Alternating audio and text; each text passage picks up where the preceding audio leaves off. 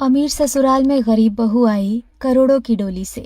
लड़के वाले आरती को नापसंद करके जा चुके हैं। सावित्री गुस्से में बर्तनों को पटक पटक कर धो रही है। कल मुही करम जली, कहीं जाकर डूब क्यों नहीं जाती तू? कब तक हमारी छाती पर मूंग डलती रहेगी? आसपास की सारी छोरियों के ब्याह हो गए, एक तेरा ही कुछ नहीं हो पा रहा। नौस पीटी। माँ, इसमें मेरी क्या गलती है? जो भी रिश्ता आता है वो मना करके चला जाता है। लो सुन लो, अब ये जुबान लड़ा रही है। कब तक तुझे बिठा कर खिलाएंगे? अरे भगवान, क्यों सुबह सुबह उस बेचारी बच्ची पर चिल्ला रही हो? उसकी क्या गलती है इसमें? तुम तो चुप ही रहो। जब से ये पैदा हुई है तब से हम बर्बाद हो गए। लोहे के पांव लेकर पैदा हुई है ये। हमारा अच्छा खासा घर बिक गया, कर्ज के दलदल में आ गए हम। तब से आज तक पनप नहीं पाए। अरे सावित्री, वो हमारी इकलौती औलाद है।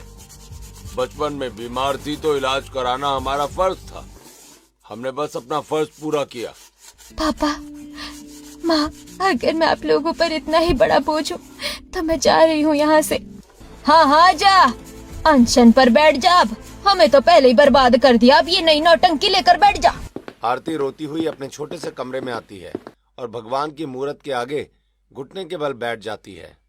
हे भगवान, हर लड़की सपना देखती है कि मायके से धूमधाम से डोली जाए, पर मेरा नसीब क्यों पैदा किया मुझे? क्यों मैं अपने ही माँ बाप की बर्बादी का कारण बन गई? तुम हर वक्त उसके साथ ऐसा व्यवहार क्यों करती हो सावित्री? क्या करूं जी, जब बाहर निकलती हूँ और लोग ताने मारते हैं कि बूढ़ी बेटी घर में बैठी है, तब मेरे कलेजे में आग लग जाती है। मैं चाहकर भी खुद को रोक नहीं पाती। आरती फटी पुरानी साड़ी पहने हाथों में बर्तनों का झोला लिए काम पर जा रही है। रास्ते में पड़ोसने खड़ी हैं। अरे ओ आरती, कल फिर कोई रिश्ता आया था क्या तेरे घर? क्या हुआ? इस बार भी बात नहीं बनी? वो लोग भी मना करके चले गए? आंटी, मुझे काम पर जाने की जल्दी है। आरती वहाँ मालकिन फ्रिज से कल रात की बदबूदार रोटियां निकालकर थैली में डाल रही है। ले आरती, ये कल रात की कुछ रोटियां बची है, इन्हें रख ले। मालकिन, इसमें से तो अजीब बदबू आ रही है। शायद ये रोटियां खराब हो गई है, फेंक दूं क्या इन्हें? ओए बड़ी आई नवाबजादी, फेंक दूं क्या मतलब? जानती है कि कितनी महंगाई है? ऐसे हमारे घर के अन्न का अपमान करेगी? हमें बर्बाद करना चाहती है क्या? नहीं नहीं मालकिन, मेरा वो मतलब नहीं था। मुझे लगा खराब खाना खाने से। चुप कर, शांति से रोटी अपने घर ले जा। तुम लोग खा लेना, वैसे भी तुम गरीबों को सब हजम हो जाता है। आरती दुखी मन से वो रोटियां लेकर बाहर आती है और एक गाय को खिला देती है और दूसरे घर काम करने चली जाती है। आरती झाड़ू लगा रही है। मालकिन की बेटी सोफे पर बैठी है। टेबल पर रखे चाय के कप में मक्खी गिर जाती है। माँ देखो ना, मेरी चाय में मक्खी गिर गई। छी, मैं ये चाय अब बिल्कुल नहीं पीऊंगी। कोई बात नहीं बेटा, तेरे लिए दूसरी बन जाएगी। ये ले आरती, तू पी ले ये चाय। अरे लेकिन मालकिन, इसमें तो अभी मक्खी गिर गई थी ना। तो मक्खी गिर गई तो क्या हुआ? कोई जहर थोड़ी ना गिर गया। इससे ज्यादा रईस नहीं हो तुम जो इतने भाव खा रही हो। चुपचाप पी लो। दिन भर की मेहनत के बाद और ताने सुनकर आरती भूखी प्यासी थकी हारी घर लौटती है। सावित्री आंगन में बैठी है। माँ, दिन भर से पेट में एक दाना नहीं गया, बहुत भूख लगी है। हाँ हाँ, तेरे लिए अलग से रोटी बनाऊंगी अब। माँ, मैं दिन भर दूसरों के घरों में खट कर आ रही हूँ। चुपचाप अपने आप चूल्हा जला, हमारे लिए भी बना और खुद के लिए भी। आरती चूल्हे में खट रही थी। वही रायजादा ग्रुप ऑफ इंडस्ट्रीज का मालिक विनोद मीटिंग में बैठा हुआ है। उसका मैनेजर अमित घबराया हुआ अंदर आता है। सर, बहुत जरूरी बात है। सभी परिवार वाले अचानक फॉरेन से इंडिया वापस आ रहे हैं। हे भगवान, दादी माँ वापस आ रही हैं। इसका मतलब वो पुरानी इज्जत भी वापस आ रही है। अब की बार वो मुझे नहीं छोड़ेंगी। तभी विनोद का फोन बजता है। स्क्रीन पर दादी माँ का नाम आता है। विनोद फोन उठाता है। प्रणाम दादी माँ, आप लोग इंडिया आ गए? हाँ लल्ला, और सुन, कोई लड़के मिले कि नहीं इस बार? ध्यान रखियो, इस बार मैं तेरी शादी करवा कर ही जाऊंगी। मेरी जिंदगी के अब बहुत दिन नहीं बचे हैं। दादी माँ, आप प्लीज फिर से वही बात। मरने से पहले मैं अपनी बहू का मुंह और अपने पोते का घर बसता देखना चाहती हूँ। हाँ विनोद, अपनी दादी की इच्छा तो पूरी कर दे। आखिर इस रायजादा राजवाड़ी खानदान का इकलौता वारिस है तू। पूरे 35 साल का हो गया है। इस बार तो तुझे घर बसाना ही पड़ेगा। माँ मैं अभी मीटिंग में हूँ, हम घर पर बात करते हैं ना। विनोद फोन काट देता है और फाइलें पटकते हुए चिल्लाता है, आज की मीटिंग यहीं खत्म होती है, एवरीवन जस्ट गो आउट। सबके जाने के बाद अमित विनोद के आगे ब्लैक कॉफी रखता है। सर आप काम पर गुस्सा क्यों निकाल रहे हैं? क्या करूं अमित, मुझे करनी ही नहीं है शादी अभी, मुझे अपने करियर में और ग्रोथ करनी है यार। ऊपर से मेरी उम्र इतनी हो गई है कि इंडिया में लड़कियों की शादी 20 से 22 में ही कर देते हैं। इतनी छोटी लड़की से शादी करके मैं क्या करूंगा? सर एक आइडिया है, आप कॉन्ट्रैक्ट मैरिज कर सकते हैं। व्हाट? Contract marriage? मतलब मैं अपने परिवार को धोखा दूं? अरे नहीं सर, ये सिर्फ एक टेम्परेरी इलाज है ताकि आपको सोचने का वक्त मिल सके। बात तो तुम ठीक कह रहे हो, लेकिन ऐसी शादी मुझसे करेगा कौन? सर जैसी हमारी मजबूरी है ऐसे ही कोई बहुत ज्यादा मजबूर लड़की इसके लिए मिल पाएगी। ठीक है तो तुम ढूंढो। शीला दीदी एक कप ब्लैक कॉफी और लाना। दरवाजे के बाहर झाड़ू लगा रही शीला आंटी झटपट अंदर आती हैं। हाँ हाँ साहब, बिल्कुल लेकर आती हूँ। क्यों, हमारी बातें सुन रही थी तुम? अपने काम पर ध्यान दो और जाओ यहाँ से। विनोद को ब्लैक कॉफी देकर शीला अपने घर आती है और घर में शीला आंटी चूल्हा जला रही हैं। उनकी बेटी प्रिया और परिवार वहीं बैठे हैं। ए जी सुनो तो सही, आज मैं साहब के ऑफिस में थी। इन बड़े बड़े पैसे वालों के चोचले भी अजीब होते हैं। इनके घरों में तो शादी भी किराए की होती है। क्या बोल रही हो माँ, किराए की दुल्हन? कहीं तुम कॉन्ट्रैक्ट मैरिज की बात तो नहीं कर रही? हाँ हाँ, आज हमारे साहब और वो अमित मैनेजर यही कुछ बात कर रहे थे कि कोई कॉन्ट्रैक्ट मैरिज करनी है। ये क्या होती है रे? माँ कॉन्ट्रैक्ट मैरिज का मतलब होता है कि 1 या 6 महीने के लिए एग्रीमेंट साइन करके शादी होती है। वक्त पूरा होते ही शादी कानूनी तौर पर तोड़ दी जाती है। ये रिश्ता सिर्फ दुनिया को दिखाने के लिए होता है, आपस में कोई संबंध नहीं होता। हे भगवान, शादी को मजाक बना दिया है। चलो चलो छोड़ो ये फालतू बातें, सब लोग खाना खाओ अब। अगले दिन आरती मालकिन के घर में झाड़ू लगा रही है और बहुत घबराई हुई है। मालकिन आज ना मुझे थोड़ा जल्दी छुट्टी दे देना, मैं सारा काम फटाफट निपटा देती हूँ। क्यों रे, आज ऐसा क्या पहाड़ टूटने वाली है? मालकिन आज फिर मुझे कुछ लड़के वाले देखने आने वाले हैं। माँ ने जल्दी बुलाया है और कहा है कि अगर आज रिश्ता पक्का नहीं हुआ तो वो मुझे जान से मार देंगी। जा जा तू जा, काम निपटा के निकल। लड़के वाले रमेश और सावित्री के सामने खड़े तेवर में बैठे हैं। आरती कोने में सिर झुकाए खड़ी है।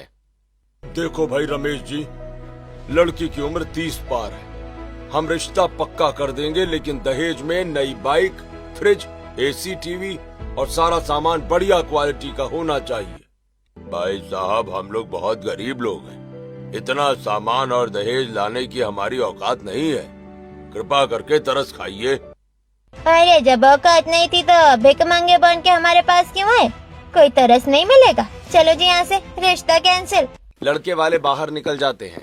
सावित्री गुस्से में रसोई में जलती लकड़ी उठाकर आरती को मारने दौड़ती है। कल मुहिनास बिटिया, आज तो तेरा किस्सा ही खत्म कर देती हूँ। कुएं में कूद जा तू, भगवान ने तेरे लिए कोई लड़का बनाया भी है कि नहीं? माँ मत मारो माँ, मुझे छोड़ दो। आरती चबूतरे पर बैठकर रो रही है। प्रिया भागती हुई आकर उसके पास बैठती है। आरती चुप हो जा, मैंने तेरे घर का सारा तमाशा देखा, तू कब तक इस नरक में जिएगी? मैं क्या करूँ प्रिया, कोई मुझसे बिना दहेज की शादी नहीं करना चाहता। एक रास्ता है, मेरी माँ जिस साहब के यहाँ काम करती है, उन्हें दादी के डर से 1 साल के लिए नकली पत्नी चाहिए। वो उसके बदले बहुत पैसे देने को तैयार है। नकली पत्नी? तो क्या कह रही है प्रिया? मैं कॉन्ट्रैक्ट मैरिज की बात कर रही हूँ। 1 साल का नाटक और बदले में तेरे माँ बाप की गरीबी हमेशा के लिए दूर। हाँ प्रिया, मैं तैयार हूँ। रोज इस तरह मरने से अच्छा है कि मैं एक ही बार ये दांव खेल लूं। यार एक बार सोच ले। हाँ प्रिया, सब सोच लिया, चल तेरी मम्मी के पास चलते हैं। आरती और प्रिया हांफती हुई शीला आंटी के घर पहुंचती हैं। माँ देखो मैं किसे लेकर आई हूँ। आरती तैयार है साहब के साथ वो कॉन्ट्रैक्ट मैरिज करने के लिए। पागल हो गई है क्या प्रिया? और आरती तू जानती भी है कि तू किस आग में कूदने जा रही है? मैं सब जानती हूँ शीला आंटी, अब मेरी माँ मुझे सच में मार डालेगी। आप बस एक बार साहब से मेरी बात करवा दीजिए, मैं हाथ जोड़ती हूँ। परिस्थिति तो सच में गंभीर है तेरी। ठीक है, कल मैं तुझे अपने साथ साहब के दफ्तर ले चलूंगी, आगे जो भगवान की मर्जी। शीला आंटी और आरती विनोद के कैबिन के बाहर खड़ी हैं। मैनेजर अमित बाहर आकर आरती को झाड़ देता है। ओए शीला दीदी, ये क्या तमाशा है? ऐसे फटेहाल लोगों की क्या औकात जो साहब के कैबिन के बाहर खड़ी हो गई। चलो निकलो यहाँ से। तभी दरवाजा खुलता और विनोद बाहर आता है। अमित, क्यों झगड़ रहे हो? तुम कौन हो? मेरे पास आओ अंदर। साहब नमस्ते, मैं आरती हूँ, शीला आंटी की पड़ोसन। वो बता रही थी कि कोई कॉन्ट्रैक्ट मैरिज के बारे में। अच्छा, तो तुम उसके लिए आई हो? तुम्हें पता है ना कि कॉन्ट्रैक्ट मैरिज क्या है? क्या तुम सच में तैयार हो? हाँ साहब, मैं तैयार हूँ, पर मेरी कुछ शर्तें हैं। पहले मेरे मम्मी पापा के लिए थोड़ा पैसा और एक छोटा सा पक्का घर हो जाए ताकि वो आराम से रह सके। मंजूर है। और दूसरी शर्त? दूसरी ये कि मैं मुफ्त की रोटी तोड़कर आपका एहसान नहीं लेना चाहती। मैं आपके घर रहूंगी, लेकिन आगे जॉब करने के लिए मुझे कुछ स्किल्स सीखनी है, तो आपको मुझे जॉब प्रोवाइड करवानी पड़ेगी। परफेक्ट। मेरी शर्त भी सुन लो। हमारे बीच पति पत्नी का कोई रिश्ता नहीं होगा। हम केवल दुनिया और मेरे परिवार को दिखाने के लिए शादीशुदा होंगे। हाँ साहब, मुझे कोई दिक्कत नहीं है। वैसे भी मैं ये शादी सिर्फ अपनी माँ के तानों और पापा की लाचारी की वजह से कर रही हूँ। अमित, कॉन्ट्रैक्ट पेपर्स रेडी करो। आरती घर लौटकर माता पिता को बताती है, लेकिन कॉन्ट्रैक्ट की बात छुपा लेती है। क्या करोड़ों का बिजनेस है जिसका वो तुझ जैसी सूखी लकड़ी से ब्याह करने के लिए तैयार हो गया? कोई जादू टोना कराई है क्या तू? नहीं माँ, पड़ोस वाले शीला आंटी ने अपने मालिक से बात की थी। साहब को एक संस्कारी लड़की चाहिए थी, इसलिए उन्होंने रिश्ता पक्का कर दिया। हे भगवान, तेरा लाख लाख शुक्र है। हमारी बच्ची का घर बस गया। सावित्री, चल जल्दी से शीला के घर चलते हैं। उसके हाथ पैर जोड़कर धन्यवाद तो दे आए। एक तरफ सावित्री की खुशी का ठिकाना नहीं था, तो वहीं विनोद का परिवार भारत आ चुका था। गायत्री, नारायण प्रसाद और रोशनी हॉल में बैठे हैं। विनोद अंदर आता है और अपनी शादी का ऐलान करता है। माँ, दादी माँ, आप सब जो कह रहे थे ना कि शादी कर ले, तो मैंने एक लड़की पसंद कर ली है। मैं शादी के लिए तैयार हूँ। अरे वाह नारायण जी, सुनिए, फाइनली हमारे लल्ला ने लड़की पसंद कर ली। हे कृष्ण, तेरा कोटि कोटि धन्यवाद। अरे वाह भैया, भैया ने फाइनली कोई लड़की पसंद कर ली। मैं तो मान ही नहीं सकती दादी कि भैया किसी लड़की को पसंद भी कर सकते हैं। ओए रोशनी, ज्यादा मेरी सास बनने की जरूरत नहीं है। चुपचाप बैठ तू। चुप करो तुम दोनों भाई बहन। लल्ला, लड़के पसंद आई है तो ब्याह मेरे हिसाब से होगा। मैं रजवाड़े टाइप से ही शादी करवाना चाहती हूँ। हमारे मारवाड़ी खानदान की नाक का सवाल है। लेकिन दादी माँ, मैं शादी बहुत साधारण तरीके से करना चाहता हूँ। सिर्फ एक ही दिन में शादी होगी, क्योंकि मेरी बहुत इम्पोर्टेंट बिजनेस मीटिंग्स हैं। ठीक है, शादी एक दिन में कर ले, लेकिन विदाई बिल्कुल भव्य होगी। डोली आएगी, हाथी घोड़े आएंगे, प्रॉपर रथ आएगा। लगना चाहिए कि रजवाड़े खानदान की बहू आई है। ठीक है दादी माँ, जैसा आप कहें। 2 दिन के बाद घर के बाहर शहनाई बज रही है। प्रिया आरती को तैयार कर रही है। आरती ने बेहद कीमती राजपूती पोशाक पहनी है। आरती, एक बार फिर सोच ले यार, जब 1 साल बाद ये कॉन्ट्रैक्ट खत्म होगा तब तेरी जिंदगी पूरी तरह खराब हो जाएगी। कोई दूसरा तुझसे शादी नहीं करेगा। प्रिया, कम से कम इस रोज रोज के नरक से और माँ के तानों से तो छुटकारा मिलेगा। मेरे माँ बाप की जिंदगी तो सुधर जाएगी ना। वो तो ठीक है, लेकिन 1 साल बाद जब तो वापस आएगी तब क्या करेगी? समाज को क्या मुंह दिखाएगी? 1 साल बाद मैं इस शहर से कहीं बहुत दूर चली जाऊंगी, हमेशा के लिए गायब हो जाऊंगी। शादी के लिए महल का एक बड़ा सा हॉल बुक किया गया है। विनोद शेरवानी पहने खड़ा है। अरे कामिनी भाभी, मैं तो मान ही नहीं सकती कि विनोद इस शादी के लिए इतनी आसानी से तैयार हो गया। कोई ना कोई तो गहरा राज है इसमें, और मैं वो राज पता करके ही रहूंगी। अरे जीजी, आप हमेशा फालतू की बातें क्यों करती रहती हो? मेरा इकलौता बेटा घर बसा रहा है, चुपचाप आशीर्वाद दो और खुश रहो। 2 दिन के बाद दोनों की शादी कराई जाती है। शादी की रस्में खत्म हो चुकी हैं। विनोद शाही रथ पर बैठा है। आरती को विदा करने के लिए रजवाड़ी खानदान की करोड़ों की डोली आकर रुकती है। डोली के नीचे 4 टायर लगे हैं। वो एक आलीशान मिनी महल जैसी दिख रही है। आगे आगे सजे धजे हाथी और घोड़े चल रहे हैं। मोहल्ले की औरतें आंखें फाड़े छाती पर हाथ रखे खड़ी हैं। मैंने एक बार भगवान के सामने रोते हुए कहा था कि यह लड़की चाहती है कि उसके मायके से उसकी शान से डोली उठे, पर सच में ऐसी करोड़ों की डोली आएगी, ये तो मैंने कभी सपने में भी नहीं सोचा था। अरे मैया रे, ओ मोहिनियों, काजल जरा दौड़ के आओ रे। इस डोली को तो देखो, ये डोली है या इंद्रलोक से उतरा हुआ चलता फिरता कोई अजूबा? अरे इसके नीचे तो टायर लगे हुए हैं। हाँ रे कामिनी, जरा अंदर झाँक के देख, नीचे पूरा मखमली सोफा लगा हुआ है। अंदर चांदी के बर्तनों में खाने पीने की चीजें और काजू बादाम सजे रखे हैं। अरे भाई, इस कलमुही औरतें की किस्मत तो देखो, जो कल तक हमारे चौके बर्तनों में बासी रोटियों के टुकड़े ढूंढती थी, आज वो करोड़ों की डोली में बैठकर राजघर आने जा रही है। पूरा का पूरा राज दरबार इसके पीछे चल रहा है। देख लिया ना कामिनी, बहुत थू थू करती थी ना मेरी बेटी पर, कहती थी कुलच्छनी है, बूढ़ी बेटी माथे का कलंक है। अब देखो, रजवाड़ी खानदान के हाथी और घोड़े मेरे दरवाजे पर झूम रहे हैं। इसे कहते हैं नसीब का पलटना। दामाद जी, मैं गरीब और बीमार बाप हूँ। मेरी बेटी बहुत सीधी और संस्कारी है। हमसे कोई भूल चूक हो गई हो तो हमें माफ कर देना और मेरी बच्ची को हमेशा खुश रखना। अरे आप फिक्र मत कीजिए बाबा, आरती अब इस रजवाड़ी खानदान की इज्जत है। आरती, संभालना खुद को। ये डोली भले ही करोड़ों की है, पर इसके अंदर का सफर तुझे अकेले ही काटना है। अपना ख्याल रखना। थैंक यू प्रिया। अगर आज तू न होती तो मेरे बूढ़े माँ बाप इस खुशी को देखने से पहले ही दम तोड़ देते। मैं अपनी शर्तों पर पक्की रहूंगी। तू बस मेरे पीछे से माँ पापा का ख्याल रखना। अरे मोहिनी, देखना जरा, ऊपर तो असली सोने का पानी चढ़ा हुआ है और ये आगे जो हाथी चल रहे हैं, इसके माथे पर भी चांदी के झूम पड़े हैं। ऐसा लग रहा है जैसे हेवन ऑन द व्हील्स धरती पर आ गया हो। सही कह रही है कामिनी, ऐसी विदाई तो हमने बड़े बड़े राजा महाराजा की फिल्मों में भी नहीं देखी। सच में गरीब के घर में करोड़ों की डोली आ गई। तभी विनोद का मैनेजर अमित हाथ का इशारा करता है और शहनाई की आवाज तेज हो जाती है। हाथी चिंघाड़ते हैं और घोड़े आगे बढ़ते हैं। करोड़ों की वो शाही डोली महल के दरवाजे पर रुकती है।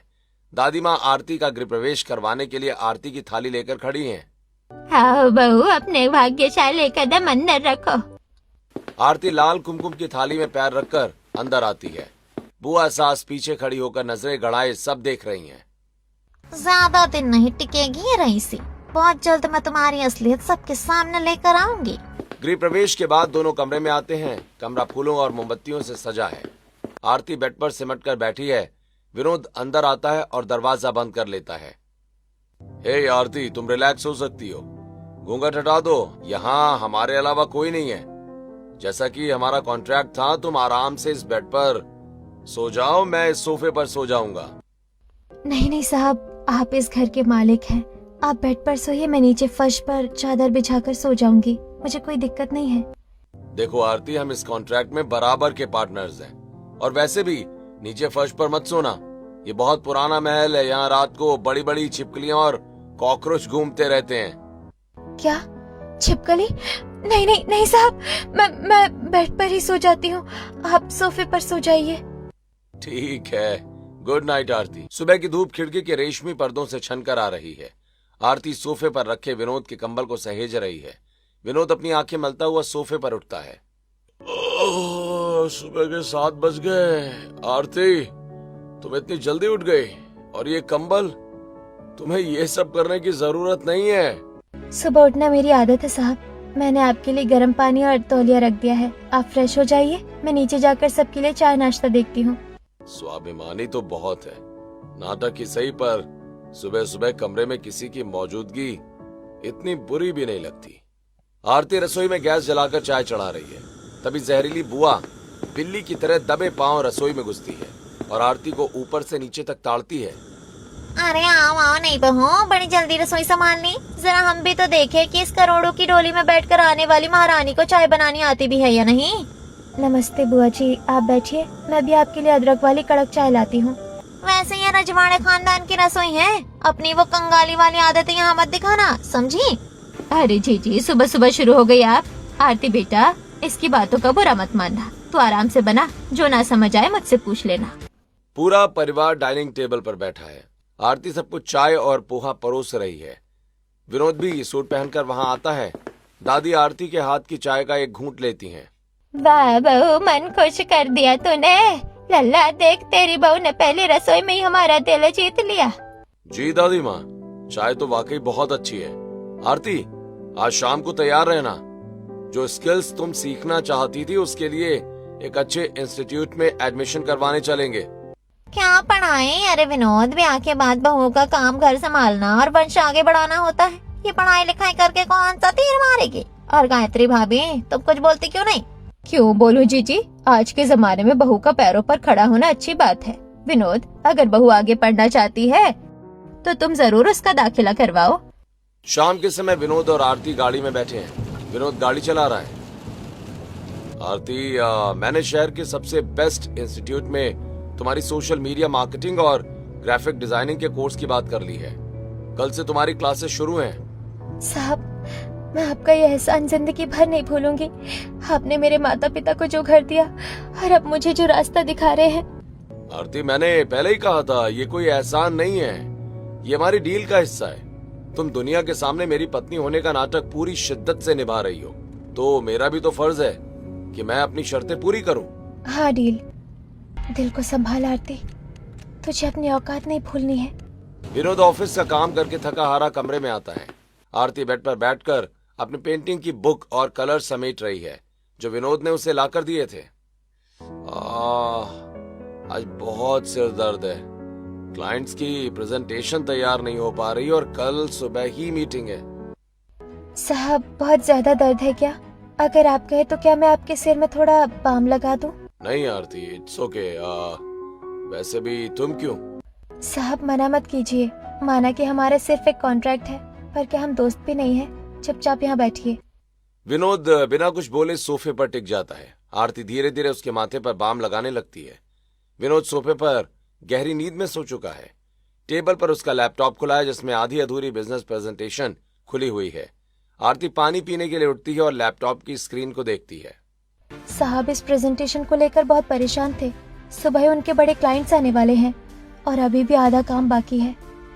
चल आरती, तेरी पढ़ाई कब काम आएगी? आरती पूरी रात जाकर शानदार ग्राफिक्स, सोशल मीडिया स्ट्रेटेजीज और बेहतरीन स्लाइड्स के साथ उस प्रेजेंटेशन को पूरा कर देती है।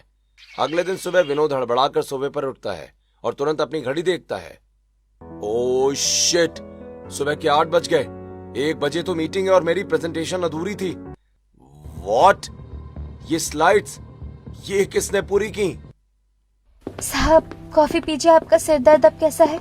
आरती, क्या ये सब तुमने किया है? ये शानदार सोशल मीडिया मार्केटिंग और प्रेजेंटेशन की स्लाइड्स ये तुमने बनाई हैं? जी साहब, आपने ही तो मुझे इतने बड़े इंस्टीट्यूट में कोर्स करवाया है ना, तो सोचा आपकी थोड़ी सी मदद कर दूं। कैसी लगी आपको? ये सिर्फ अच्छी नहीं है आरती, ये लाजवाब है। ऐसी आउटस्टैंडिंग प्रेजेंटेशन तो मेरा बेस्ट मैनेजर अमित भी नहीं बना सकता। थैंक यू सो मच यार, तुमने आज मेरी इज्जत बचा ली। विनोद जोश में आरती का हाथ पकड़े रखता है। दोनों की आंखें मिलती हैं और अचानक दोनों को एहसास होता है कि वो कितने करीब हैं। आरती शर्मा कर अपना हाथ छुड़ा लेती है। दिन गुजरते हैं और अब 1 साल होने वाला है। कॉन्ट्रैक्ट खत्म होने में अब सिर्फ 2 दिन बचे हैं। विनोद और आरती अपने कमरे में डिस्कस कर रहे हैं और जहरीली बुआ कमरे के दरवाजे के बाहर आकर कान लगा लेती है। साहब, परसों हमारे कॉन्ट्रैक्ट का आखिरी दिन है। 1 साल कितनी जल्दी बीत गया, पता ही नहीं चला। मैंने अपने सारे कपड़े पैक कर लिए हैं। वो डाइवोर्स के पेपर्स रेडी है ना? हाँ आरती, पेपर्स इसी टेबल पर रखे हैं। परसों बस कोर्ट जाकर आखिरी साइन करने हैं और हमारा ये कॉन्ट्रैक्ट खत्म हो जाएगा। वैसे भी घर वाले अब बच्चे के लिए बहुत ज्यादा दबाव बना रहे हैं। इससे पहले कि हमारा ये झूठ उनके सामने आए, हमें अलग होना ही होगा। अरे मोरी मैया, तो ये माजरा है कॉन्ट्रैक्ट मैरिज, कोर्ट के कागजात, तलाक। हे भगवान, इस कंगाल बुढ़िया ने विनोद को फंसाकर सिर्फ 1 साल का नाटक किया था। आज तो इन दोनों का भांडा फोड़ करके पूरे रजवाड़ा खानदान में तमाशा न किया तो मेरा नाम भी जहरीली नहीं। बुआ सास जैसी चिल्लाने वाली होती है तभी महल का एक नौकर हांफता हुआ गलियारे से चीखता हुआ आता है। छोटे साहब गजब हो गया। राजमाता जी अचानक बेहोश हो गई हैं। उनका बीपी बहुत ज्यादा बढ़ गया है। क्या दादी माँ? हे भगवान, दादी माँ को क्या हुआ? चलिए साहब, जल्दी चलिए। विनोद और आरती बदहवास होकर कमरे से बाहर भागते हैं। हड़बड़ाहट में टेबल पर रखे कॉन्ट्रैक्ट और डाइवोर्स के असली पेपर्स वहीं छूट जाते हैं। बुआ सास तुरंत कमरे के अंदर घुसती है और वो पेपर्स उठा लेती है। दूसरी तरफ दादी माँ का बीपी बढ़ा हुआ है। विनोद और आरती दौड़कर वहां पहुंचते हैं तभी बुआ सास हाथ में पेपर्स लहराती हुई बीच हॉल में आकर चिल्लाती है। अरे सुनो सब लोग, ये देखो देखो, इस रजवाड़े खानदान के चिराग के काले कारनामे। जी ये क्या बकवास है? सुबह सुबह क्या तमाशा लगा रखा है? बकवास नहीं, असली सच है भाभी। पढ़ो से तुम्हारी ये करोड़ों की डोली से आने वाली बहू सिर्फ 1 साल के भाड़े पर आई थी। कॉन्ट्रैक्ट मैरिज की थी इन दोनों ने। ये क्या है विनोद? कॉन्ट्रैक्ट मैरिज, 1 साल की झूठी शादी, डाइवोर्स के पेपर। तुमने अपनी माँ से, अपने पूरे परिवार से इतना बड़ा झूठ बोला। हमारे खानदान की इज्जत का तमाशा बना दिया तुमने। माँ मेरी बात सुनिए, मैं दादी माँ के डर से। विनोद, इससे अच्छा तो तुम मुझे जीते जी जहर दे देता रे लल्ला। तूने अपने इस बूढ़े दादे की आखिरी इच्छा और इसकी भावनाओं के साथ इतना बड़ा खिलवाड़ किया। सिर्फ एक नाटक था ये सब। आरती, तूने भी हमें धोखा दिया। नहीं दादी माँ, मुझे माफ कर दीजिए, मेरी मजबूरी थी। चुप रहो तुम दोनों। विनोद, आज से हमारा तुमसे कोई रिश्ता नहीं है। परसों तुम्हारा कोर्ट का वक्त है ना, जाओ जाकर डाइवोर्स ले लो और जो करना है करो, पर आज के बाद हमारे सामने अपनी ये शक्ल मत दिखाना। आरती और विनोद दोनों रोते हुए एक दूसरे को देखते हैं, जबकि बुआ सास कोने में खड़ी मुस्कुरा रही हैं। थोड़ी देर के बाद आरती फर्श पर बैठकर अपना आखिरी सूटकेस बंद कर रही है। उसकी आंखों से लगातार आंसू बह रहे हैं। विनोद खिड़की के पास खड़ा है। साहब, जो होना था वो हो गया। हमारे नाटक का अंत इतना भयानक होगा मैंने कभी नहीं सोचा था। आरती, मुझे माफ कर देना प्लीज। इस सब में गलती सिर्फ मेरी थी। नहीं साहब, आपकी वजह से आज मेरे माता पिता एक पक्के घर में चैन की सांस ले रहे हैं। मैं अपने पैरों पर खड़ी हूँ। कॉन्ट्रैक्ट का आखिरी दिन। विनोद और आरती डाइवोर्स के कागजात लेकर फैमिली कोर्ट के बाहर खड़े हैं। वकील उनके पास आता है। मिस्टर विनोद और मिस आरती, आप दोनों के आपसी समझौते के तहत तलाक के सारे पेपर्स तैयार हैं। बस अंदर जज साहब के सामने इस आखिरी कागज पर दस्तखत करने हैं और आप दोनों कानूनी तौर पर हमेशा के लिए अलग हो जाएंगे। अंदर जज साहब अपनी कुर्सी पर बैठे हैं। विनोद और आरती उनके सामने खड़े हैं। टेबल पर तलाक के कागजात रखे हैं। तो आप दोनों ने पूरे होश और हवास में ये फैसला लिया है कि आप इस शादी को आगे नहीं बढ़ाना चाहते। मिस्टर विनोद, साइन कीजिए। विनोद पेन उठाता है। उसकी आंखें भर आती हैं। उसे आरती के साथ बिताया हर एक पल याद आने लगता है। उसका सुबह जल्दी उठकर चाय बनाना, उसके सिर में बाम लगाना और रात भर जाग जाग कर उसके लिए बिजनेस प्रेजेंटेशन तैयार करना। विनोद का हाथ कांपने लगता है और वो पेन टेबल पर पटक देता है। नहीं, मैं इस कागज पर साइन नहीं करूंगा। जज साहब, मैं आरती को तलाक नहीं दे सकता। साहब, ये आप क्या कह रहे हैं? हमारी डील। भाड़ में गई डील और भाड़ में गया कॉन्ट्रैक्ट। आरती, इस 1 साल के नाटक में मुझे कब तुमसे सच्चा प्यार हो गया। तुम मेरी जिंदगी हो, मेरा गुरूर हो। मैं तुम्हारे बिना नहीं जी सकता। आरती, प्लीज मुझे छोड़कर मत जाओ। मैं भी आपसे बहुत प्यार करती हूँ। जज साहब, हमारी शादी कर दीजिए। जी बिल्कुल। एक तरफ पूरा परिवार उदास बैठा है। बुआ सास अपनी चाय की चुस्की ले रही हैं। तभी विनोद आरती का हाथ थामे हुए गले में वरमाला डालकर अंदर आता है। अरे देखो तो सही, इन दोनों की छिटाई तो देखो। खानदान के नाक कटवा कर तलाक के पेपर पर साइन करके वापस मुंह उठाए चले आए। विनोद, तुम दोनों यहाँ वापस क्यों आए हो? मैंने कहा था ना कि हमारे लिए तुम मर चुके हो।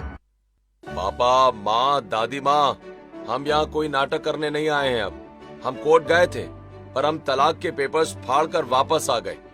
इस बार जो वरमाला हमारे गले में है वो किसी कॉन्ट्रैक्ट की नहीं, बल्कि हमारे सच्चे प्यार की है। राजमाता, माँ जी, शुरुआत भले ही एक झूठ से हुई थी, पर इस 1 साल में मैंने इस घर को, आप सबको अपना सब कुछ मान लिया था। हमें माफ कर दीजिए। भाभी, इसकी बातों में मत आना। ये कंगाल लड़की फिर से कोई नया चाल बुन रही है। चुप रहिए जीजी, बहुत आग लगा ली आपने। लल्ला, आरती बेटा, उठो। माँ का दिल कभी अपने बच्चों से ज्यादा दिन तक रूठा नहीं रह सकता। लल्ला, शुरुआत भले ही गलत थी, परंतु बिल्कुल सही हुआ है।